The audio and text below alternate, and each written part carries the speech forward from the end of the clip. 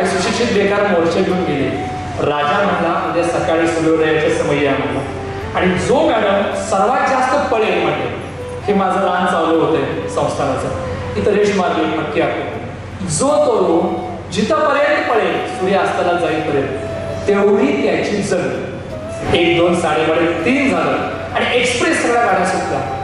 काही तरुण एक 50 फुटावर थांबले, बास गाड्या आपल्याला एवढंच बास. काही 100 फुटावर गेले, काही 500 वरती गेले, काही 1000 फुटावरती गेले. एक गडी मात्र शेवटपर्यंत थांबला. बायकोनं सांगितलं अशी नजर टाकली डोळं फिरलं पाहिजे तुम्ही जमिनी डोळ्या. त्याला तेवढंच ऐकलं होतं. आता चोर सुटली म्हणजे दागिने घेऊन घरात घेऊन नाही म्हणजे कुठं बायकोला राखायची का दागिनेला राखायचं म्हणजे का काम धंदा करायचं. म्हणजे जेवढा मिळतंय तेवढं त्यात म्हणजे बेकार आहे. म्हणजे आपण तू पळत गेला सूर्य अस्ताला आला आणि त्याच्या पाठीमागं राजा म्हणून राजा आहे, महाराजांचे मंत्री आहेत, तलाठी सुद्धा घोडे होते. बाबा आता बास का, आम्ही ते टाकतच आहे म्हणजे जेवढं पळतोय तेवढा 7 वारा आत्ताच्या आता महाराजांच्या अस्तित्वात मिळणार. महाराज म्हणजे आता थांब. सूर्य अस्ताला म्हणजे काही सेकंद राहिला होता. महाराज म्हणले बाबा थांब, कारण मी देखील एक पळ केलेला आहे की सूर्य अस्ताला जायच्या अगोदर 7 वारा त्या बेकार तरुणाच्या नावावरती मला करायचा आहे. तो महाराज म्हणा 2 ढेंगा टाकतो आणि मग 7 वारा. तिथे अगदी दात ओठ खाऊन आता प्राण कंटाशी आले होते आणि एकदम एक मोठी छलांग मारली, ध्यान टाकली.